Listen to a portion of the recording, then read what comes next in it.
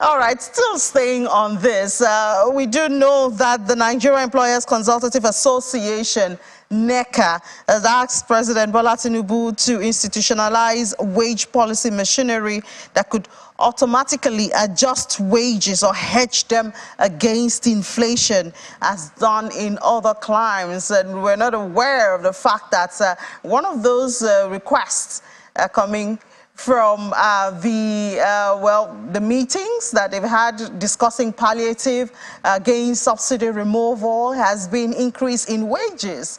But of course, increase in wages also come with the possibility, most likely, of higher inflation. And we know what inflation does to the country. Just devalues your currency and weakens your purchasing power. So is this the way to go? What other suggestions can NECA give to the government? I mean, what other suggestions can employers give?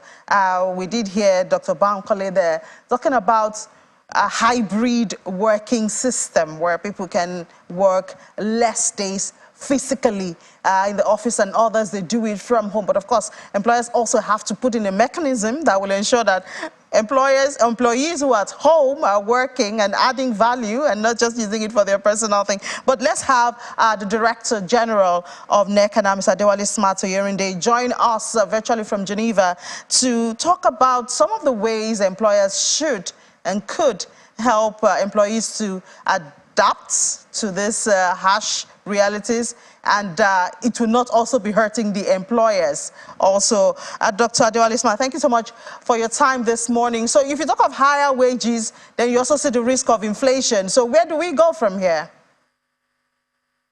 Thank you very much for having us. First, let me say we came back from Geneva over the weekend. The ILO conference ended on Saturday with the governing board meeting, and it's gladdening to say that the Nigerian ambassador to Switzerland actually assumed the leadership of the governing body of the ILO on Saturday. Is going to preside for 1 year, and that is a very big news for us. Coming back to the issue that you raised on how employers can support employees. You know, so Bankole said something that the issue of the subsidy removal and every other thing surrounding it is a double-edged sword for employers, because you have to deal with the issues with employees, how to keep employees motivated, and at the same time, how to keep the production wheel going. You know, the increase in cost of fuel. Before now, we were battling with the increase in cost of energy, as it were. You know, diesel bloated up within the last 6, 7, 8 months. So businesses were already struggling with the high cost of energy, and then this came up. So it's a double-edged sword for businesses. But I can assure you that most employers have gone back to the drawing board and looking at how not only to keep the employee motivated within the context of welfare and meeting the basic issues, but also how to keep the wheel of production running. You know, in the extreme, and that is what we don't want. You know, if a business is squeezed, fundamentally squeezed, one of the extreme things that will happen is that business either reducing its production capacity or closing shop. If it reduces its production capacity, there is a likelihood in the extreme that the business will downsize. If it decides to pack up, there's a high tendency that most of the employees will also leave. Those scenarios businesses are trying to avoid. And I also align with what Dr. Bankole said, and we have sent our recommendations to government that you must focus on, one, ensuring the disposable income, the cash flow in the hands of Nigerians and workers is sustained. And at the same time, we must ensure that production continues at the enterprise level. Now, how do we do that? Quickly, one, each said the issue of taxation. Giving tax holiday is one of them. There are new taxes that came up in the last few months. We've asked government to take a critical look at those taxes. You cannot squeeze a business from both sides. We are suffering, short-term suffering because of the fuel subsidy issue, and then compounded by the challenges that businesses brought over before the issue of fuel subsidy. So let government look deeply within the context of how do we support organized businesses in the reduction of taxes. As the president has mentioned, as one of his key policy thrusts will be addressing the issue of multiplicity of taxes. Now, coming to the issue to the employee side, I said businesses are focused on addressing the issue of welfare. Many are already looking at the hybrid business model, as it were. Many are already looking at one day reducing the working days or working hours, as it were. Many are also looking at providing transportation in order to reduce the pressure on the employee. And the main issue of the minimum wage. For us, minimum wage is fundamental. But we don't fix minimum wage arbitrarily. There's an ILO convention, Convention 131 of the International Labour Organization on minimum wage fixing.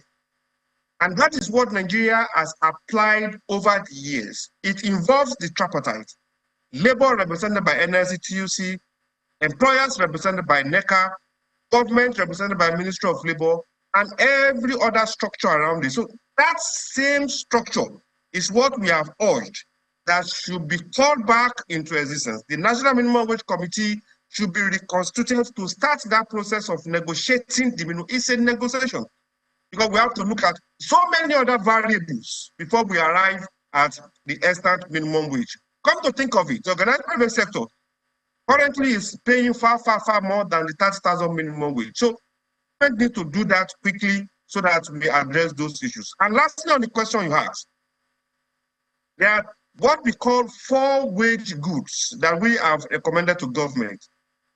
4 areas that an individual, whether you're a worker, you're a business person, you are the informal sector, that we all spend significant amount of our income on. One is transportation, as he has mentioned. Government should deal with that.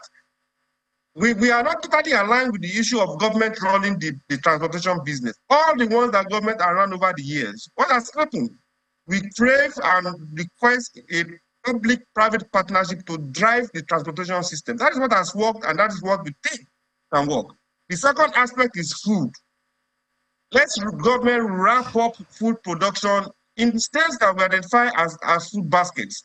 And let the means to transport those foods from those hinterland back to the mainland be instituted. Those things cannot take more than 3 months in the short term. The third one is the issue of mortgage. Everybody must pay rent.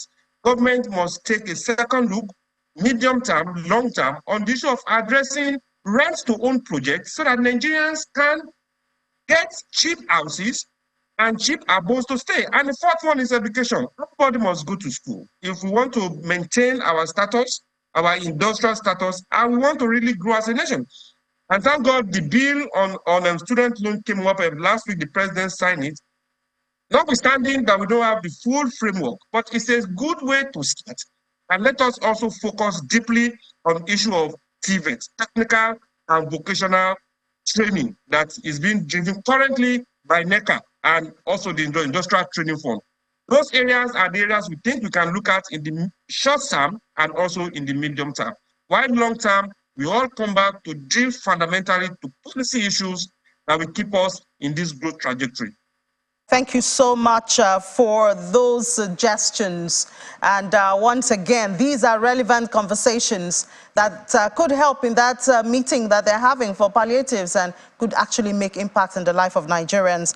Mr. Adewale Smart-Oyerinde, Director General with NECA, thank you so much for your time. And also, I'd like to invite our viewers